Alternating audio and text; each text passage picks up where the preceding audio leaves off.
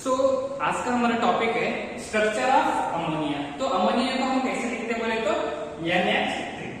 तो nitrogen is bonded with 3 hydrogen atoms. क्या हो गया बोले तो इधर एक नाइट्रोजन एटम 3 हाइड्रोजन एटम के साथ बॉन्डेड।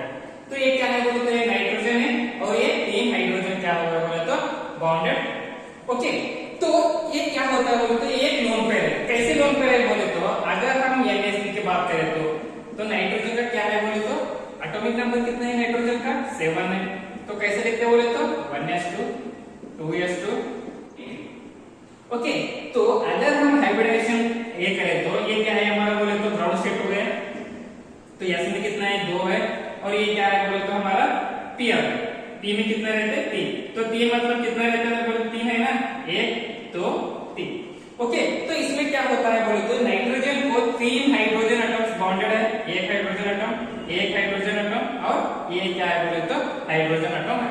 तो इसमें क्या है बोले तो एक लोन पेयर है। कितना है लोन पेयर इधर, एक हमारा लोन पेयर है और 3 क्या है बोले तो हमारा बॉन्ड पेयर है। तो यहाँ पर भी एक क्या है बोले तो लोन पेयर है और 3 क्या है बोले तो बॉन्ड पेयर। कैसा लोन पेयर है तो समझ में आएगा ना, क्योंकि नाइट्रोजन को अगर NH3 का हम हाइब्रिडेशन करें तो इसमें क्या आता है बोले तो एक लोन पेयर आता है और 3 बॉन्ड पेयर आता है।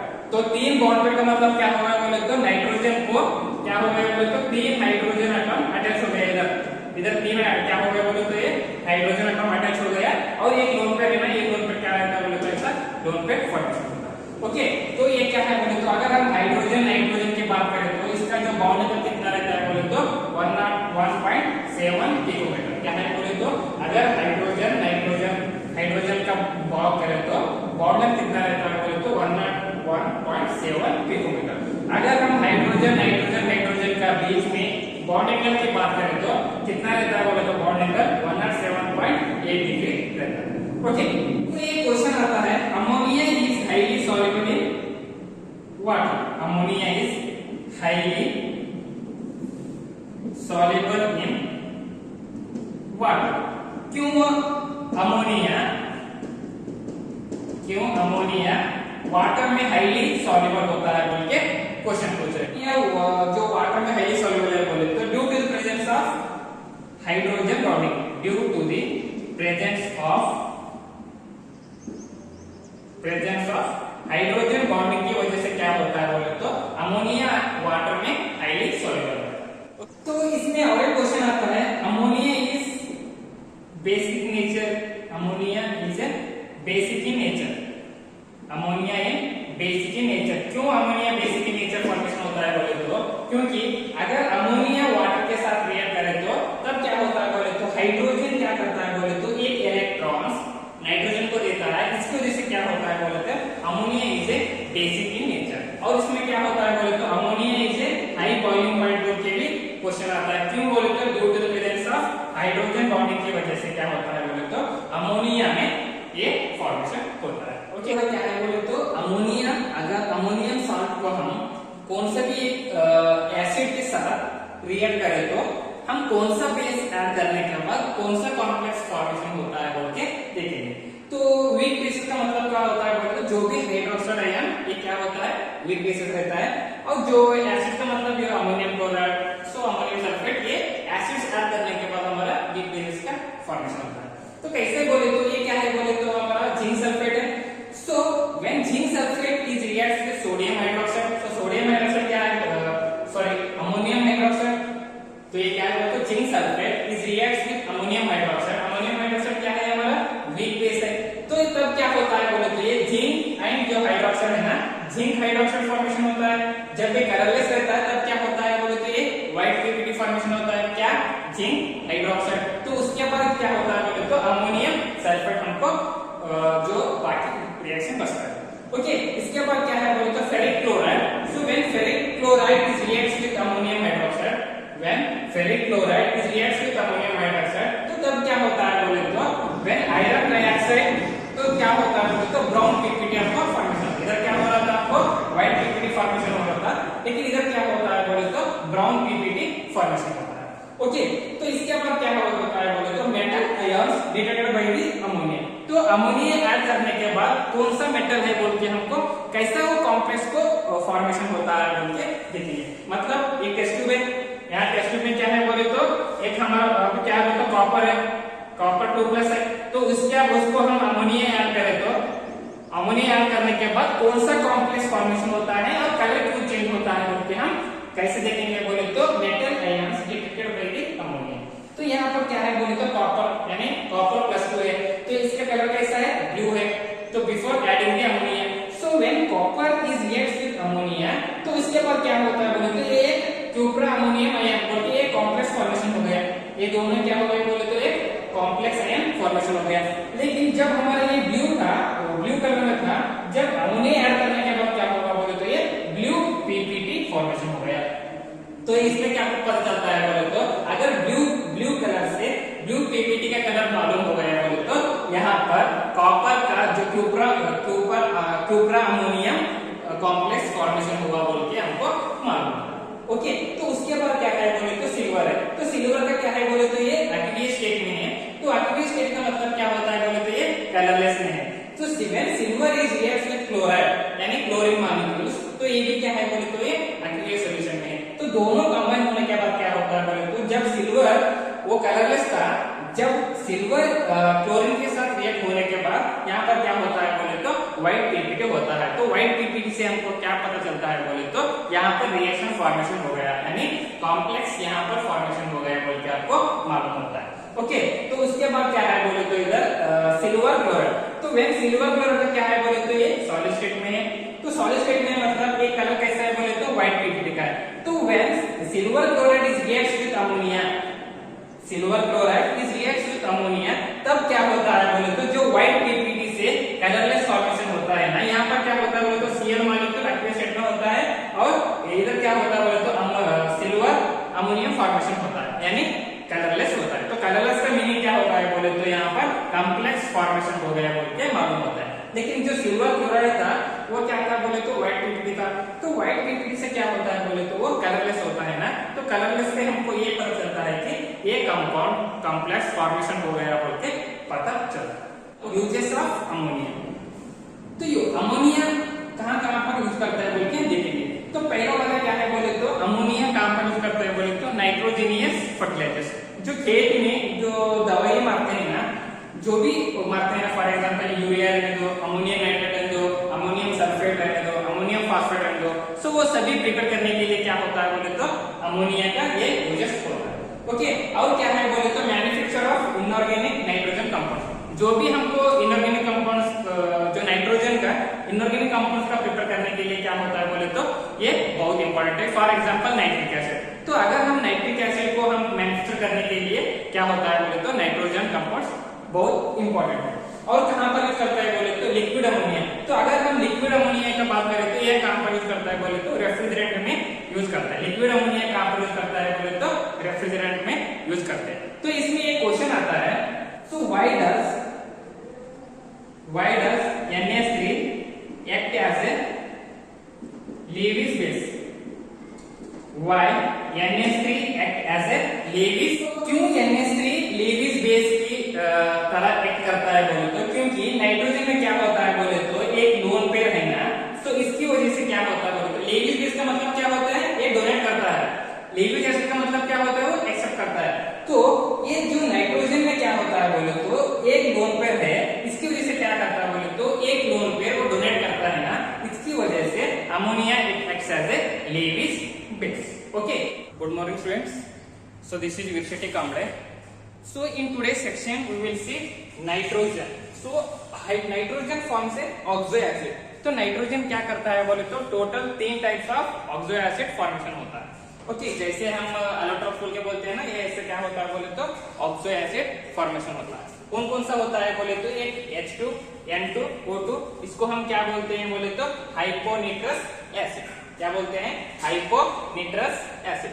तो ऑक्सो एसिड का मतलब क्या होता है बोले तो अगर वो हाइड्रोजन एंड ऑक्सीजन के साथ वो थोड़ा स्ट्रक्चर फॉर्मेशन बनता है ना, उसको हम क्या बोलते हैं, ऑक्सो एसिड। क्या होता है, जो ऑक्सीजन किसको बोलते हैं बोले तो अगर वो नाइट्रोजन एलिमेंट का ऑक्सीजन एंड हाइड्रोजन के साथ वो रिएक्शन फॉर्मेशन होते हैं, एक स्ट्रक्चर बनता है ना, उसको हम बोलते हैं ऑक्सो एसिड। तो नाइट्रोजन क्या करता है बोले तो टोटल 3 तरह के ऑक्सो एसिड फॉर्मेशन होता है। हमारा पहला वाला है H2N2O2, तो इसको हम क्या बोलते हैं बोले तो हाइपोनिट्रस एसिड। क्या बोलते हैं?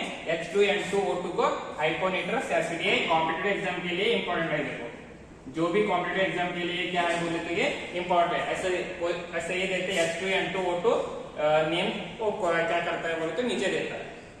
तो सेकंड क्या है बोले तो HNO2, तो इसको हम क्या बोलते हैं बोले तो नाइट्रस एसिड। HNO2 को हम क्या बोलते हैं बोले तो नाइट्रस एसिड बोलते हैं। अगर HNO3 बोल रहे तो उसको हम क्या बोलते हैं बोले तो नाइट्रिक एसिड। तो ये HNO2 और HNO3 में डिफरेंस क्या है बोले तो नाइट्रस एसिड में क्या है बोले तो अगर 2 ऑक्सीजन रहे तो हम उसको बोलते हैं नाइट्रस एसिड, अगर 3 ऑक्सीजन रहे तो हम उसको बोलते हैं नाइट्रिक एसिड। समझ में आया? तो नाइट्रस एसिड में क्या हो रहा है बोले तो 2 ऑक्सीजन है, और जो नाइट्रिक एसिड में क्या है बोले तो टोटल 3 ऑक्सीजन है। तो इसकी वजह से 3 ऑक्सीजन रहे तो हम नाइट्रिक एसिड बोलते हैं, 2 ऑक्सीजन रहे तो हम नाइट्रस एसिड बोलते हैं। तो अभी हमारा क्या है बोले तो सिलेबस को HNO3 का नाइट्रिक एसिड का बहुत इंपॉर्टेंट है, इसकी वजह से हम क्या कर रहे हैं बोले तो नाइट्रिक एसिड का हम पढ़ाई कर रहे हैं। नाइट्रिक एसिड का मतलब क्या होता है इधर HNO3। ओके, तो अगर हम नाइट्रिक एसिड अगर हम प्रिपरेशन की बात करें तो हम लैबोरेटरी मेथड में कैसा प्रिपेयर करते हैं बोल के हम देखेंगे। तो क्या है बोले तो ये हमारा सोडियम नाइट्रेट है। ये क्या है हमारा सोडियम नाइट्रेट। तो when sodium nitrate is reacts with sulphuric acid, ये क्या है हमारा sulphuric acid. So when sodium nitrate is reacts with sulphuric acid in the presence of heating, so we are getting a sodium hydrogen sulphate, sodium hydrogen sulphate. तो जब हम sodium nitrate and sulphuric acid को react करने के बाद तब हमको क्या मिल रहा है बोले तो सोडियम मिल रहा है, और क्या मिल रहा है बोले तो hydrogen sulphate, sodium hydrogen sulphate मिल रहा है। और जो हमको क्या मिल रहा है बोले तो नाइट्रिक एसिड हम प्रिपेयर कर चुके हैं। कैसे? सोडियम नाइट्रेट है और सल्फ्यूरिक एसिड है, क्योंकि ये क्या है बोले तो हमारा एसिड्स है। तो सोडियम नाइट्रेट अगर सल्फ्यूरिक एसिड के साथ रिएक्ट करे तो जो हमारा बचता है वो सोडियम हाइड्रोजन सल्फेट बचता है। उसके बाद हम क्या करें बोले तो नाइट्रिक एसिड प्रिपेयर करें। ओके, हमारा अगला टॉपिक है manufacture of nitric acid by Ostwald process. क्या है? Manufacture of nitric acid by Ostwald process. तो हम क्या करते हैं बोले तो ओस्टवार्ड प्रोसेस को लेके कैसे हम नाइट्रिक एसिड मैन्युफैक्चर करते हैं बोल के देखेंगे। ये भी इम्पोर्टेंट, वेरी वेरी इंपॉर्टेंट है, 3 मार्क्स का क्वेश्चन। जो कल के वीडियो में एक था वो भी एक फिक्स है, और ये भी क्या है बोले तो फिक्स है, क्योंकि पीपल एलिमेंट में क्या आता है बोले तो 3 मार्क्स का 3 क्वेश्चन आता है। तो ये भी बहुत इंपॉर्टेंट है, इतना इंपॉर्टेंट है बोले तो बहुत इंपॉर्टेंट। कितना है बोले तो 3 मार्क्स का इंपॉर्टेंट। तो हमारा स्टेप 1 क्या है? ये क्या होता है बोले तो टोटल नाइट्रिक एसिड को हम 3 स्टेप में मैन्युफैक्चर करते हैं। तो पहला वाला स्टेप है oxidation of ammonia to nitric oxide. क्या है बोले तो oxidation of ammonia to nitric oxide. तो ये क्या है बोले तो हमारा अमोनिया है, और ये क्या है बोले तो हमारा डाइऑक्सीजन है। तो इसमें आपको बैलेंस करना है, तो इधर कितना है नाइट्रोजन कितना है हमारे पास, टोटल 4 नाइट्रोजन है, और हाइड्रोजन कितना है हमारे पास 4 into 3 12 हाइड्रोजन है। ओके, इसके बाद ऑक्सीजन कितना है हमारे पास, टोटल 10 ऑक्सीजन है। ओके, तो when ammonia is reacts with dioxygen in the presence of platinum or rhodium at 5000 Kelvin temperature and 9 bar atmospheric pressure, तो तब क्या हो रहा है बोले तो कितना है हमारे पास टोटल 4 नाइट्रोजन, तो 4 नाइट्रोजन हो गया। इधर कितने थे हमारे पास ऑक्सीजन, टोटल 10 ऑक्सीजन थे, तो 10 में क्या गए 4 इधर गया, और कितना बचता है इधर बोले तो टोटल 6 ऑक्सीजन। ओके, तो 6 ऑक्सीजन हुआ, और हमारे पास कितना बचा हाइड्रोजन बोले तो इधर पूरा 12 हाइड्रोजन है ना। सो H2 मतलब 6 into 2 12, सो 12 हाइड्रोजन और 6 ऑक्सीजन बचा। तो ये क्या हो गया बोले तो हमारा nitric oxide. When ammonia is reacts with dioxygen in the presence of platinum और rhodium at 5000 kelvin temperature and 9 bar atmospheric pressure, तब हमको क्या मिलता है बोले तो नाइट्रिक ऑक्साइड मिलता है, और वाटर हमको वो लिक्विड स्टेट में तो होता है। ओके, अभी हमारा स्टेप 2 क्या है बोले तो oxidation of nitric oxide to nitrogen dioxide. क्या है बोले तो oxidation of nitric oxide to nitrogen dioxide. तो इसमें क्या करो बोले तो जो हमारा ये प्रोडक्ट आया है ना नाइट्रिक ऑक्साइड, तो नाइट्रिक एसिड को क्या करो बोले तो इधर रखो। Okay, when nitric oxide is react with dioxygen, तो इसमें कितना है बोले तो नाइट्रोजन कितना है हमारे पास, अभी 2 नाइट्रोजन है, और ऑक्सीजन कितना है हमारे पास, इधर 2 है और इधर 2 है, तो टोटल कितना हो गया, 4 ऑक्सीजन हो गया। तो इसको हम कैसे लिखते बोले तो 2NO, समझ में आ रहा, 2 नाइट्रोजन हो गए और ऑक्सीजन कितना हो गया, 4 हो गया। तो इसको हम बोलते हैं nitrogen dioxide. When nitric oxide is reacts with dioxygen in the presence of heating, we are getting a nitrogen dioxide, ऐसा फॉर्मेशन होता है। तो अभी हमारा स्टेप 3 है फॉर्मेशन ऑफ नाइट्रिक एसिड। तो अभी हमारा स्टेप 3 क्या है बोले तो हम नाइट्रिक एसिड को कैसा फॉर्मेशन करता बोल के हमारा आखिरी स्टेप है। तो इसमें क्या करता है बोले तो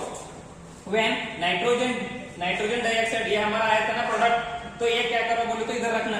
तो when nitrogen dioxide is reacts with water, ये क्या है बोले तो नाइट्रोजन डाइऑक्साइड हमारा क्या है, गैस स्टेट में है, और वाटर क्या है बोले तो हमारा लिक्विड स्टेट में है।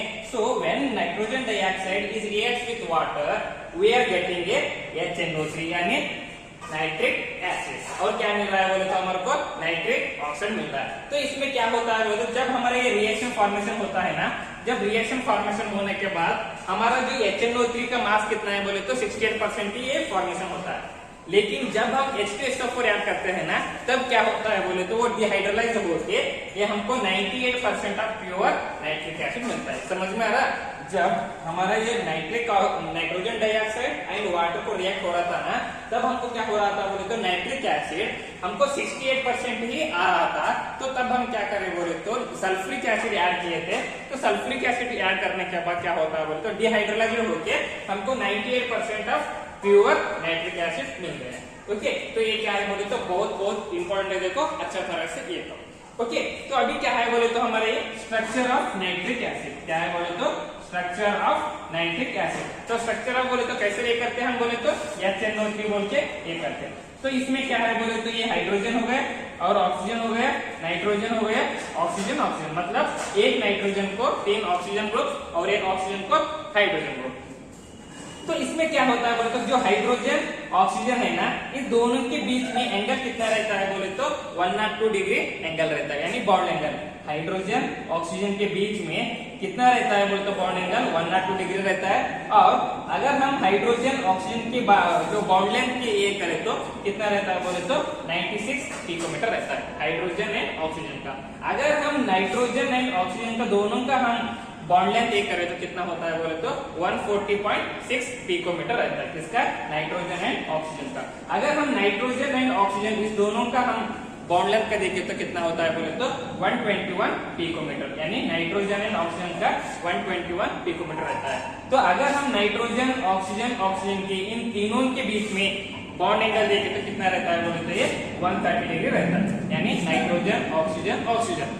ओके, तो इसके बाद जो हाइड्रोजन ऑक्सीजन है ना, तो इन दोनों के बीच में क्या रहता है बोले तो 102 डिग्री रहता है। ये क्या हो गया बोले तो structure of nitric acid. Okay.